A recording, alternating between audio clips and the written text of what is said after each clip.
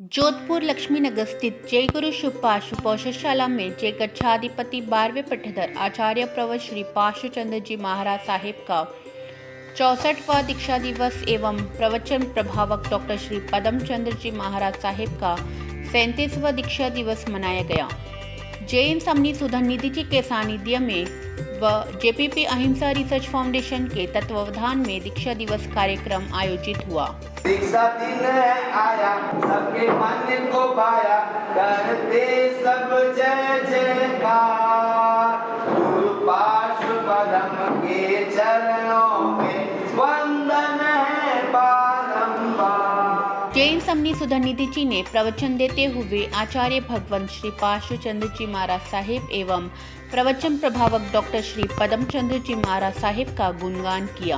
कार्यक्रम में विशेष रूप से न्यायाधीश प्रदीप जी जैन उपस्थित रहे।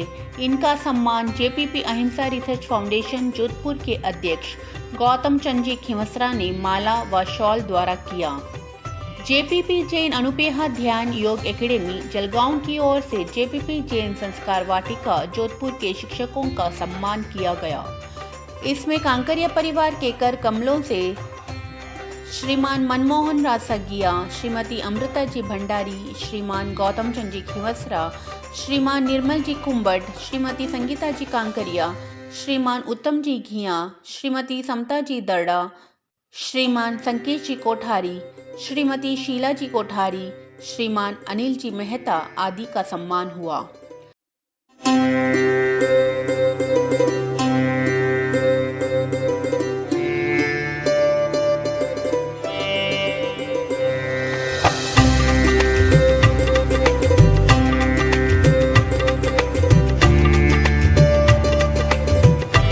जेपीपी जैन महिला फाउंडेशन, जेपीपी जैन बालिका फाउंडेशन आदि ने नाटिका की प्रस्तुति दी। जेपीपी जैन संस्कार वाटिका के छोटे बालकों ने धार्मिक नृत्य किया। इसके साथ ही गुरु भजनों से सभी को मंत्र मुग्ध किया। ठीक है, जा रहा हूं। क्या हुआ? मार पड़ी? मजा आया? और देख मोबाइल। मोंटू मामा का तो काम ही यही है, दिन भर डांटते रहते। चल बता, क्यों डांटा मामा ने? आपा चिल्ला रहे थे, दीक्षा दीक्षा। ये दीक्षा क्या होता है? अरे तुझे भी नहीं पता दीक्षा क्या होता या होती है? अपने पिपाड़ वाले मामी साहब, उनका नाम है दीक्षा। तो दीक्षा होता नहीं, होती है। अरे पति, वह दीक्षा नहीं, वह तो मेरी मान्यता है। दीक्षा मतलब संयम। संयम को बोलते हैं दीक्षा। अच्छा, अपना संयम। मोनू चाचा तो संयम, मोनिका चाची तो संयम को लेकर जा रही है।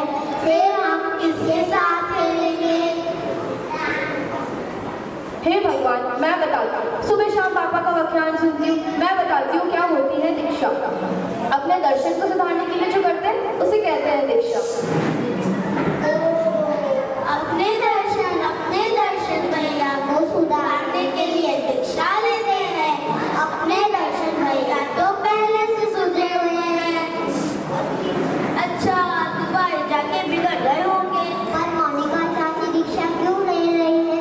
अर्जुन बड़े पापा को बोलो दीक्षा लेने। हे भगवान, अरे पति, तू भी अपने पापा जैसे खट्टी बोलने लगी। इनके तो सिर के ऊपर से जा रहा है। तेरे छोटे मामा और मेरे मामा ने दीक्षा ली।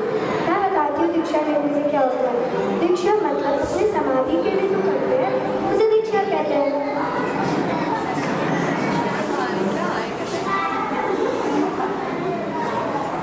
अरे तुम लोग क्या कर रहे हो?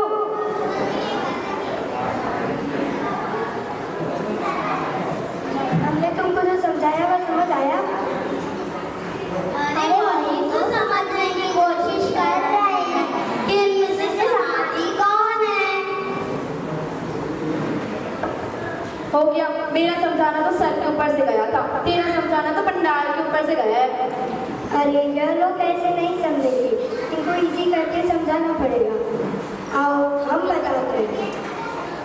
दीक्षा मतलब भगवान बनने की प्रक्रिया और 3 लोग के स्वामी बनने की तैयारी। स्वामी मतलब 3 लोग के नाम। नाथ मतलब नरेश। नरेश मतलब राजेंद्र। अच्छा अच्छा राजेंद्र जी, अबे जी, नरेश जी, यही ना? अरे यह नहीं, नरेश। अरे मैं भी तो वही बोल रही हूँ कि नरेश बनने के लिए दीक्षा लेनी पड़ती है। अब नरेश कौन है? अरे वो दादा आते हैं ना अपने घर के सामने चाय पीने। अच्छा अच्छा अच्छा, बस गॉगल लगाकर फोटो क्लिक करते हैं, जिनकी हर जगह फोटो लगी रहती है, पेपर में, फ्लैक्स में, जिनको सब बोलते हैं क्या वो। अरे यह तो नरेश जी टाकरिया है।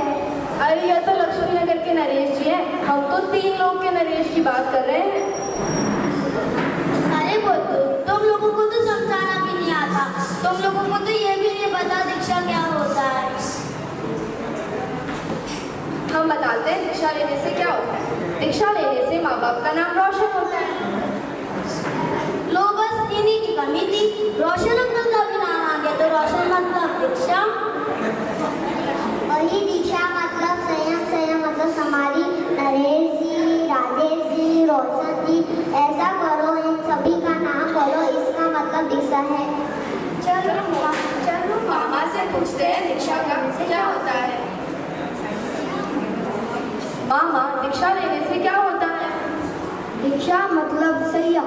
संयम दर्शन सब हो गए, अब ये बताओ दीक्षा लेने से क्या होता है।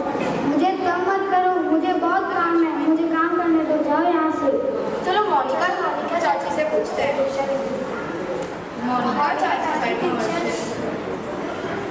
मोनिका चाची, दीक्षा लेने से क्या होता है? दीक्षा लेने से अपना टेंशन फ्री लाइफ जीते हैं, ना मम्मी की डांट, ना पापा की माँ, सबसे फ्री है। बस अपनी गलतियों को छोड़ते जाओ और अपने अंदर से गुण का विकास करते जाओ, और गुरु के प्रति हमेशा डेडिकेशन रखिए, अपने जीवन को आगे बढ़ाओ और अपने आत्म कल्याण में लगे रहो। इसे कहते हैं दीक्षा। क्या ये भी ऊपर से गया?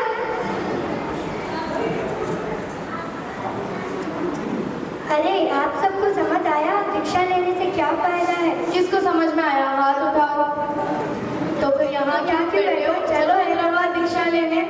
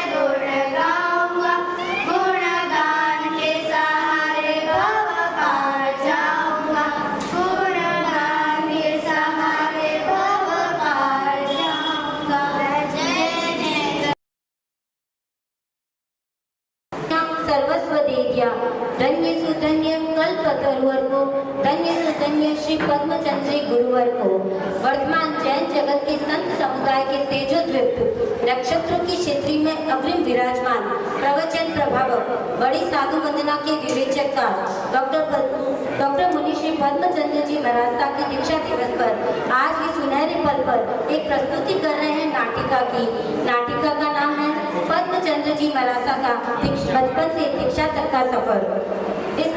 इस नाटक में सहयोग दे रहे हैं संचालन निशा जी मुक्ता, पिताजी उषा जी मुक्ता, माताजी मंजू जी मेहता, सौभाग्यवती मरासा शर्मिला जी भंडारी, सौभाग्यवती मरासा की शिष्या साक्षी जी मेहता, लालचंद्र जी मरासा, ईशान दुलेजा, सुखचंद्र जी मरासा, पुण्य जी, पार्श्वचंद्र जी मरासा, गुरवित जी, पद्मचंद्र जी मरासा, जो बालक के रूप में 3 साल के हैं, जैनम रागा और निशिक 8 साल के हैं कनिष्क भंडारी और 21 साल के हैं मोहित टाटिया। नाटक में सहयोग दे रहे हैं संगीता जी कांकरिया, समता जी, सुनीता जी घिया और प्रीतम जी बोहरा। आगे बढ़ते हैं नाटिका की ओर। राजस्थान की सूर्य नगरी जोधपुर में उदित हुआ एक धर्म सूर्य जन जन तक मन मन तक पहुंच ज्ञान दर्शनियां बिखेरी चहु और आइए इनके जीवन की कुछ झलकियां हम भी देखें। दिव्य विभूति आगम ज्ञाता युवा पीढ़ी के मार्गदर्शक गुरुदेव श्री का जन्म 27 जुलाई 1964 में हुआ। नाम रखा गया गौतम, प्रचलित नाम था राजू। कहते हैं ना सपूत के पैर पालने में ही दिख जाते हैं, ऐसा ही कुछ हुआ पद्मचंद्र जी मरासा के साथ। बचपन में माता मोहिनी बाई और पिताजी विश्रीमल जी काकरिया बालक को लेकर माँ भगवान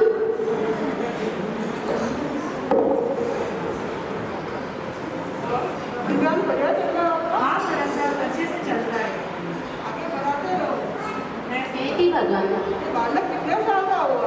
ये 3 साल का हुआ। अरे इसको नकार दो। ये कहाँ है कदम रेखा? अरे हाँ, इस बालक के पैर में तो कदम रेखा है। ये बालक तो बहुत भाग्यशाली है। आज से इस बालक का नाम कदमचंद रखते हैं। बेटी भगवान आज से इसका नाम हम बालक का नाम परमचंद्र रखते हैं। मथेण वंदना में माता ने शीर समुद्र तक किया है। आज अवसर है उनके पाने का। आइए देखते हैं दृश्य 2 पाने का अवसर।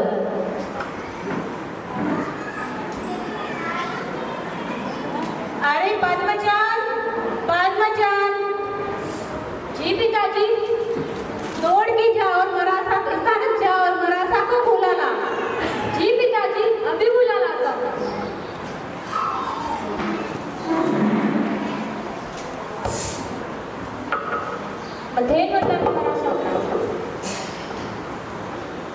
भैया बालू मरासा, मेरी माताजी के 11वें उपवास का पारना है। वे अपने हाथों से सुपात्र दान देकर पारना करना चाहती है। उधर आना हुआ तो अक्सर देखेंगे। नहीं मरासा, आपको तो आना ही पड़ेगा, वरना मेरी माताजी पारना नहीं करेगी। आपको तो मेरे घर पगलियां लगाने आना ही है। तुम जाओ, अवसर देखेंगे। अगर मरासा नहीं आए तो एक काम करता हूँ, स्थानक के बाहर ही खड़ा रहूँ। संचालक बालक पद्मचंद्र स्थानक के बाहर खड़े रहते हैं और इंतजार करते हैं मरासा का।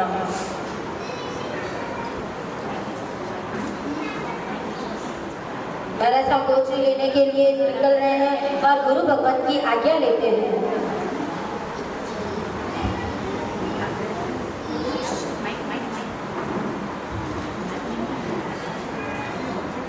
मुनीलाल बालक के घर पर पहुंचते हैं। बड़ा परिवार है, सब गोचरी पहराते हैं। सुख शादाई भगवान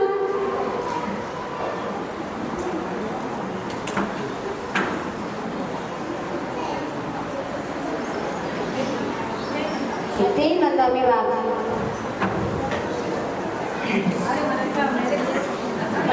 अरे मरासा मेरे हाथ से लीजिए, पारना है। अरे मरासा मेरे हाथ से थोड़ा अरे बाप रे थोड़ा।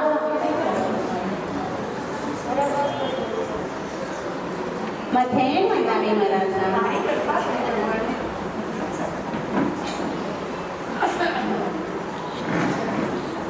गुरु भगवान गोचरी लेकर निकल जाते हैं। एक छोटा सा पात्र श्रावक जी के घर भूल जाते हैं। अरे पद्मचंद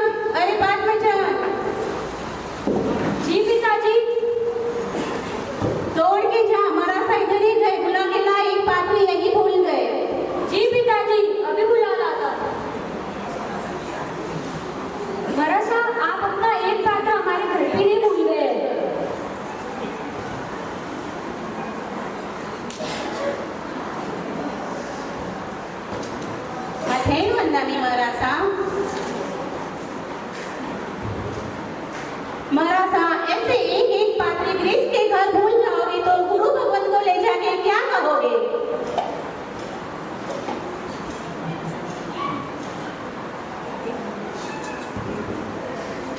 आज तक नहीं भूला, भूलने की आदत नहीं है। लगता है यहाँ पात्र किसी भावी सहयोगी बताने लगे रह गए। कोई तो है इसका स्वामी। देखिए भगवान। अरे मारा सा तो बोलारा बोला ही है। इन घर में कौन लेवेला दीक्षा? अरे दीक्षा लेवे तो मारा तो भाग ही खुल जावे। एड़ा कटे मारा भाग। इन घर में कोई दीक्षा लेवे? नहीं नहीं माताजी, मारा साहब ने कुछ गलत नहीं कहा। नहीं नहीं पिताजी, मारा साहब ने कुछ गलत नहीं कहा। मैं ही पात्र उठाऊंगा और मैं ही दीक्षा लूंगा। अरे बेटा, पहला ये मोटा मोटा ग्रंथ पढ़ना पड़ेगा, पछ ले दीक्षा की बात। यूं थोड़ी दीक्षा ली लीजिए। पहला ये ग्रंथ पढ़, पछ कर दीक्षा की बात। ले ओ सैया में तार घर मारी माता है, आज्ञा तो देवोनी माने गोड़ सो, आज्ञा तो देवोनी माने गोड़ सो। सुन लिया बालक पद्मचंद्र ने मन ही मन में ठान लिया कि खूब पढ़ना है, फिर बनना है महाराज। ग्रंथ पढ़ने हैं, स्वाध्याय करना है और फिर बनना है महाराज। वैराग्य के बीच व्यवस्था की ओर अग्रसर हुए। स्कूल कॉलेज पार करते करते धार्मिक कार्यों, वेरावच तक के कार्यों में खूब सहयोग देने लगे। अक्षय तृतीया का पारना आया। अवसर है गुरुदेव लालचंद्र जी मराठा के सानिध्य में।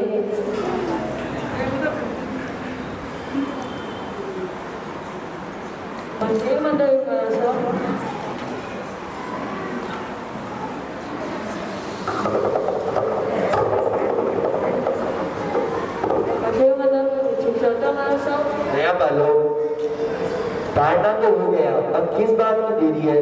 गुरुदेव अब देर नहीं।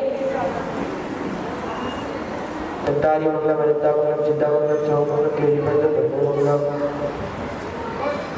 और थोड़े ही दिन बाद लालचंद्र जी मराठा का देवलोक गमन हो गया। पद्मचंद्र मन ही मन बहुत ही व्याकुल है कि मैं मराठा के पास जा नहीं सका। वो अपनी व्यथा व्यक्त करते हैं। मैंने देर कर दी,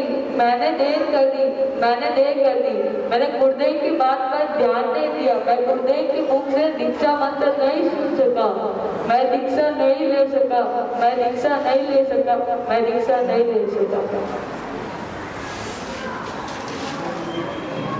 समय चल रहा था और बड़ी सभा में पद्मचंद्र जी खड़े होकर बोले और अपनी व्यथा बताई और उन्होंने अपना भाव प्रकट किया।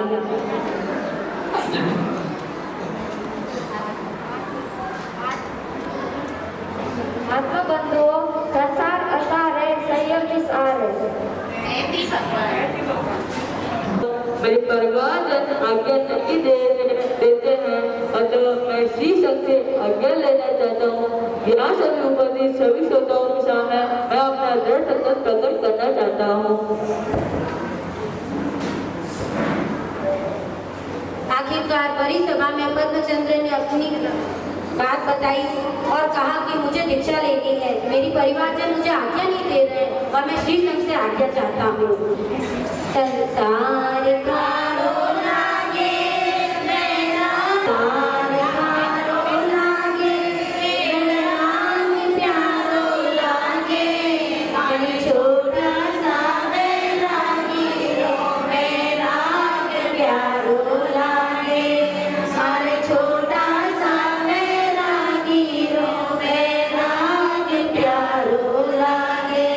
हर पापा जी को पूछे मेरा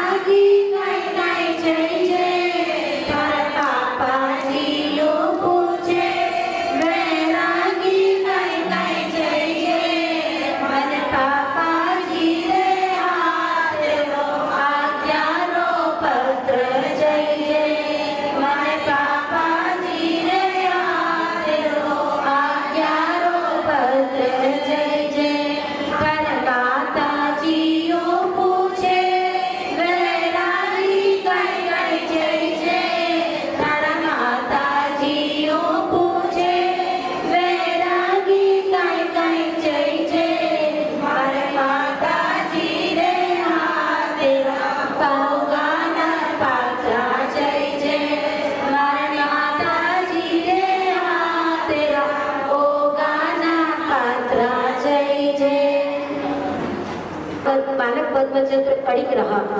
आगे बढ़ने के भाव है आपकी दृढ़ता के सामने आखिरकार काकरिया परिवार को झुकना ही पड़ा और आज्ञा की अनुमति देनी ही पड़ी। आखिरकार दीक्षा की अनुमति मिली। धीरे धीरे पद्मचंद्र ने ऐसा मनस बना लिया कि अब बस दीक्षा लूंगा और निरंतर आगे बढ़ूंगा। 25 जून 1988 को आचार्य श्री जी एवं उपाध्याय श्री जी के सानिध्य में दीक्षा संपन्न हुई। अब उनको शुद्ध सागर आचार्य लालचंद्र जी महाराज का शिष्य घोषित किया गया। हर्ष हर्ष हर्ष हर्ष।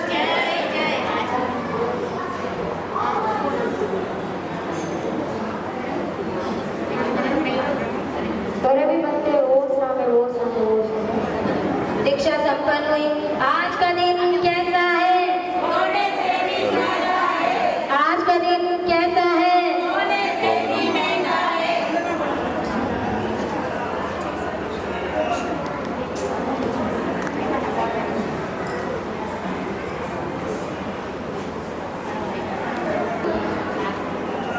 आचार्य लालचंद्र जी महाराज साहब की जय हो।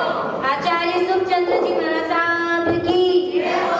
आचार्य गुरुदेव पार्श्वमुनि जी महाराज साहब की जय हो। और नव दीक्षित पद्मचंद्र जी महाराज साहब की जय हो।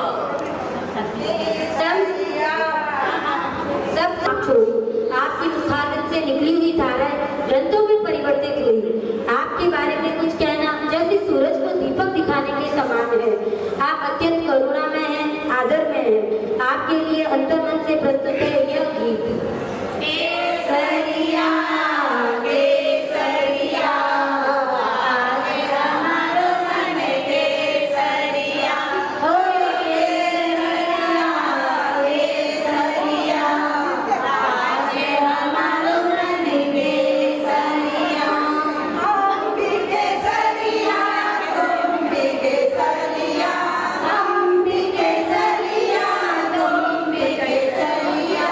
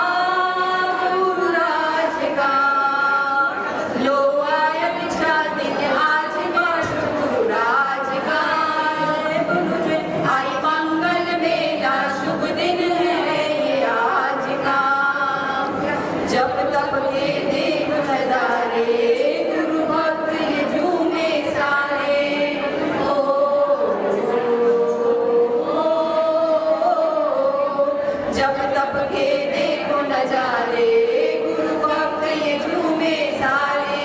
दीक्षा दिवस गुरुवर का, जय भक्ति की बहारे।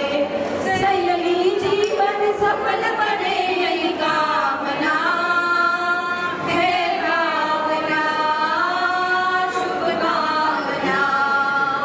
लो आया दिशा दिन आज बाष्प गुरु राज का। जय गुरु जय आई मंगल बेला, शुभ दिन है ये आज का। गुरु राज का, गुरु राज का, आश्र राज का, आश्र राज का। भगवान तुम्हारे चरणों में मिलता है सच्चा सुख केवल। भगवान तुम्हारे चरणों में तेरा जय चारों ओर अंधेरा, पर चितना मेरा लगभग होए जान। तुम्हारे चरणों में मिलता है सच्चा सुख केवल। भगवान तुम्हारे चरणों में चाहे कहीं में मुझे जलना हो, चाहे कांटों में मुझे चलना हो, चाहे छोड़ के देश निकलना हो, यही ज्ञान तुम्हारे चरणों में मिलता है सच्चा सुख केवल। भगवान तुम्हारे चरणों में। मम्मी मैं बाहर जा रही हूँ। कहाँ जा रही हो बेटा आप अभी? मैं अपनी फ्रेंड्स के साथ होटल और फिर पिक्चर देखने जाऊँगी। अरे बेटा मैंने सोचा था आज अपने शहर में पैलेस मुनि जी महाराज, आचार्य भगवान श्री पैलेस मुनि जी महाराज और पद्म मुनि जी महाराज महासुखा जी पधारे हुए हैं, तो मैं आपको व्याख्यान लेके चलती बेटा। अरे मम्मी क्या व्याख्यान? मेरे को कोई व्याख्यान में इंटरेस्ट नहीं है, मैं कहीं नहीं चलूँगी। मैं तो अपनी फ्रेंड्स के साथ होटल और पिक्चर जाऊँगी। मोनिका बेटा एक बार आप मेरे साथ चल के देखो, आप अपनी सहेलियों के साथ तो पिक्चर होटल घूमना फिरना हर बार करती रहती हो। मैं तो आज आपको बोल रही हूँ कि आप गुरुदेव पधारे हुए हैं, तो आप मेरे साथ अवश्य चले एक बार बेटा। ठीक है मम्मी, आपका इतना मन है तो मैं आपके साथ जरूर चलूँगी। चलिए चलिए बेटा। अब वो दोनों महाराज साहब के प्रवचन श्रवण करने जाते हैं। दया का बहुत ही बड़ा महत्व दिया गया है। आजकल की युवा पीढ़ी ना ही हिंसा दया पाप धर्म में समझती है। उन्हें जैन धर्म क्या है उन्हें बिल्कुल ही जानकारी नहीं है। वो अपना जीवन मौज मस्ती होटल क्लब में जाके अपना अनमूल्य जीवन को नष्ट करके कर्मों का बंधन कर रही है। माता पिता का एक कर्तव्य होता है कि अपने बच्चों को जैन धर्म के संस्कार दें और उनको जैन धर्म क्या होता है उनकी जानकारी और उनको शिक्षा दें। अरे प्लीज शांति। जो स्वर्ग आत्मा गुरु भगवंतों की वाणी सुनते हैं, ग्रहण करते हैं, उनका इस संसार पर कल्याण होता है।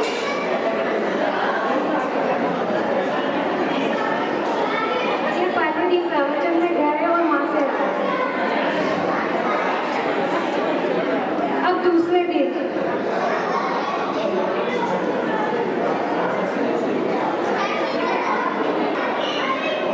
मम्मी। हाँ बेटा मोनिका क्या कर रही हो? अरे मम्मी आप भूल गए क्या? बेटा क्या भूल गई? अरे मम्मी टाइम तो देखो। टाइम तो अपने समय पे ही चल रहा है बेटा। ओहो हमें महाराज से भी जाना है ना। अरे वाह मोनिका, आपने तो बहुत बड़ी बात बोल दी। मैंने तो सोचा भी नहीं था कि आप इतना कर्म में लग रही हो और मदरसा के चलने का बोलोगे। ठीक है बेटा। हाँ मम्मी मेरे को पहले तो इंटरेस्ट नहीं था, लेकिन जब मैं आपके साथ चली मैंने साथ चले। वाह बेटा, ये कहीं मैं सपना तो नहीं देख रही हूँ कि आप और भरत साहब के चलने का बोल रही हो। हाँ, आप अपनी सहेलियों के साथ पिक्चर, होटल, इधर उधर घूमना जाना आना, और आज आप भरत साहब का चलने के लिए बोल रही हो। ये कहीं मैं आश्चर्य की बात तो नहीं देख रही हूँ आपकी। नहीं माँ, चलो महाराज साहब के चलते हैं। ठीक है बेटा, मैं तैयार होके आती हूँ, आप भी तैयार होके आ जाओ। मैं तो घर पे हूँ, रेडी हो रही हूँ। किस कहाँ जा रही हो? मैं मरासा के जा रही हूँ। क्या मरासा के जा रही हूँ? 3-4 दिन पहले भी अपन बाहर चलने का प्रोग्राम बनाया, तुम आई नहीं थी, और आज भी आप कह रहे हो मरासा के जा रहे हो। क्या मरासा जाने की एज है आपकी? अपन तो चलते हैं बाहर, होटल चलते हैं। तुम कहोगी तो हम कहीं घूमने चल जाएंगे, कहो तो होटल या पिक्चर करा, तुम कहो चल जाएंगे। लेकिन क्या मरासा के जाना? बाद में तो जाना ही है मरासा के। अरे नहीं यार, अब मेरे को होटल पिक्चर जाना अच्छा नहीं लगता, अब मुझे मरासा के जाना ही अच्छा लगता है। तुम भी एक दिन मेरे साथ वहाँ चल के देखो, तुम्हें भी बहुत अच्छा लगेगा। नहीं यार, मुझे तो मरासा के कोई इंटरेस्ट नहीं है, मैं तो मरासा के नहीं चलूँगी। मैंने तो सब, बाकी सब भी तैयार है, वो सब तो होटल चलने का बोल रहे थे। हमने पूछा तुझे भी पूछ लेते हैं। नहीं, मैं तो नहीं चलूँगी यार, मैं तो मरासा नहीं जाऊँगी। तुम लोग पहले चले जाओ। ठीक है, ओके। जब तक हम संयम नहीं लेंगे, हमें मोक्ष की प्राप्ति नहीं होगी। जीव और आत्मा का एक ही लक्ष्य बंधुओं, जीव और आत्मा का एक ही लक्ष्य मोक्ष। मोक्ष किससे प्राप्त होगा? संयम से। जब तक हम संयम नहीं लेंगे, हमारा इस गौ का कल्याण नहीं होने वाला है। तो भी आत्मा ने भी संयम लेकर ही अपना जीवन को मोक्ष प्राप्त किया है। जैसे भगवान महावीर स्वामी मुझे जयवंत मरासा, अन्य गौरव आत्माओं ने संयम लेकर ही उनका जीवन सफल बनाया और मोक्ष को प्राप्त किया है।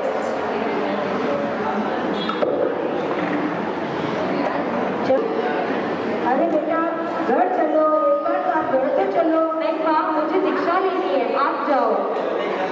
बेटा एक बार घर चलो, फिर आप संयम की बात करेंगे, घर पे करेंगे। अब मुझे घर क्यों लेके आ गई? मुझे घर पे नहीं आना, अब मुझे इस घर में अच्छा नहीं लगता। अरे बेटा, ये क्या बोल रही हो आप? आपको घर पे अच्छा नहीं लगता है तो कहाँ जाना है आपको? मुझे दीक्षा लेनी है माँ। अरे दीक्षा कोई खेल नहीं है, कोई तमाशा नहीं है जो आप दीक्षा लेनी है। ये संसार का मार्ग अलग है, संयम का मार्ग अलग है। संयम में, संसार में तो आप होटल, पिक्चर, सहेली, फ्रेंड्स के साथ घूमते थे, मगर संयम में ये सब नहीं मिलेगा वहाँ पे बेटा। ना वहाँ पंखा होगा, ना कूलर होंगे, ना एसी होगा। वहाँ आप कैसे रह पाओगे? मैं आपको संयम नहीं दे सकती। मैं जानती हूँ माँ, मैं आज तक अज्ञानता के कारण इस संसार में थी, लेकिन अब मुझे ज्ञान हो गया।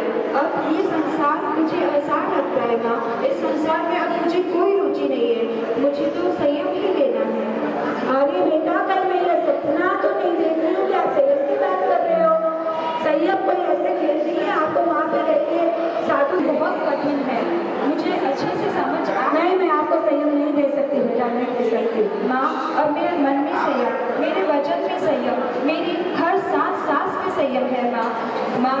संयम से ही अरिहंत बने हैं, संयम से ही सिद्ध बने हैं। पारस मुनि ने धारा संयम, वीरों की पहचान है संयम। माँ, अब मुझे इस संसार में बिल्कुल नहीं रहना है माँ, मुझे तो संयम ही लेना है। आप मुझे आज्ञा दे देना। वहाँ गर्मी रहेगी, सर्दी रहेगी, बारिश आएगी, मौसम ऐसा रहता होगा, तुम कैसे रह पाओगे वहाँ पे बेटा? नहीं रह पाओगी आप। और आप अगर संयम नहीं लेना चाहते हो तो मुझे मेरे सबके पास अपन चलेंगे। ठीक है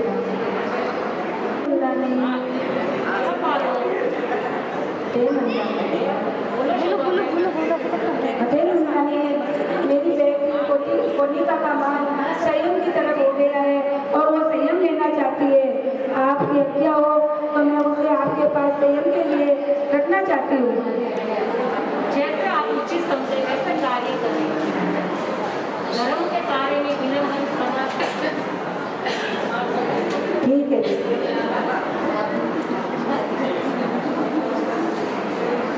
गौतम चंद जी खींवसरा ने अपने भाव प्रकट किए।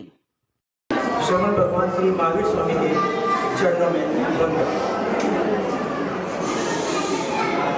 आचार्य सम्राट पूज्य श्री जय मल्ली महाराज साहब, आचार्य सम्राट श्री पूज्य श्री सुखचंद्र जी महाराज साहब के गुण स्मरण करने के पश्चात जय गच्छाधिपति संत सुमेरु व्याख्यान वाचस्पति वचन सिद्ध साधक आसु कवि उत्तर बिहारी 12वें पट्टधर आचार्य पर्वत 1008 श्री पार्श्वचंद्र जी महाराज साहब प्रवचन प्रभावक SS जैन समी मार्ग के प्रारंभकर्ता अनुपेहा ज्ञान प्रणेता युवा प्रेरक डॉक्टर श्री पद्मचंद जी महाराज साहब के चरणों में कोटि कोटि वंदन। SS जैन स्वामी जी श्री सुधा निधि जी के चरणों में मधेर वंदन। सभी धर्म प्रेमी बंधुओं को सादर जय जय। जय गुरु शुभ 565 साल के प्रांगण में आज हम स्वामी जी श्री सुधा निधि जी के सानिध्य में आचार्य प्रवर 1008 पूज्य श्री पार्श्वचंद जी महाराज साहब का 64वां दीक्षा दिवस, प्रवचन प्रभावक डॉक्टर श्री पद्मचंद जी महाराज साहब का 37वां दीक्षा दिवस तब त्याग के साथ मना है। गुरुदेव के शुभ आशीर्वाद से इसी प्रांगण में संचालित JPP जैन संस्कार वाटिका को करीब 14 मास पूर्ण होने को है, जो आप सबके सहयोग से निरंतर गतिमान है। वर्तमान में JPP जैन संस्कार वाटिका में लगभग 100 बच्चे अध्ययनरत हैं। बच्चे धार्मिक व संस्कारिक शिक्षा प्राप्त कर जीवन में आगे बढ़ने के अवसर पा रहे हैं। सामायिक प्रतिगमन अनेक बच्चों ने पूर्ण किया है, वह कुछ बच्चे इससे भी आगे अध्ययन कर रहे हैं। बच्चों में सम्यक ज्ञान की ज्योति को प्रकाशमान करने में संस्कार वाटिका के अध्यापकों का विशेष योगदान है, उनको कोटिस कोटिस धन्यवाद। मैं आप सभी से विनम्र अनुरोध करता हूँ कि बच्चों के जीवन का मार्ग प्रशस्त करने वाली ऐसी संस्कार वाटिका में अपने बच्चों को अवश्य भेजें। JPP जैन संस्कार वाटिका में जिन परिवारों ने प्रभावना का लाभ लिया है एवं सहयोग प्रदान किया है, उन सभी का JPP जैन संस्कार वाटिका यूनिट JPP अहिंसा रिसर्च फाउंडेशन की तरफ से बहुत बहुत आभार। हम भविष्य में भी आपसे इसी प्रकार के सहयोग की अपेक्षा रखते हैं। पधारे हुए सभी मेहमानों का और प्यारे प्यारे बच्चों का JPP अहिंसा रिसर्च फाउंडेशन की तरफ से हार्दिक स्वागत, अभिनंदन। जय जय।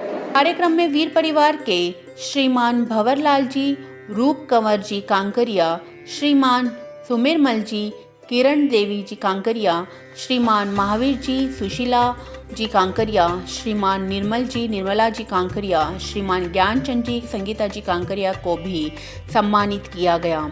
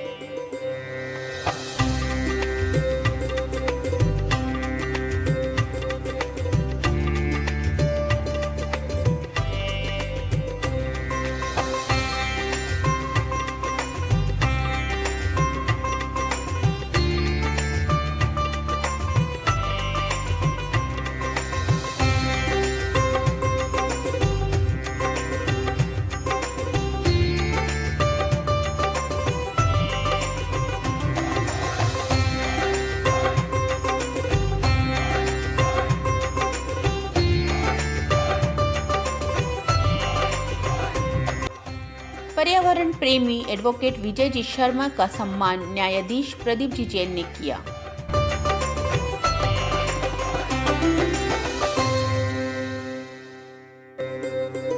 कार्यक्रम का संचालन चंदन जी भंडारी बावड़ी ने किया। आपका सम्मान ज्ञानचंद जी कांकरिया के कर कमलों द्वारा हुआ।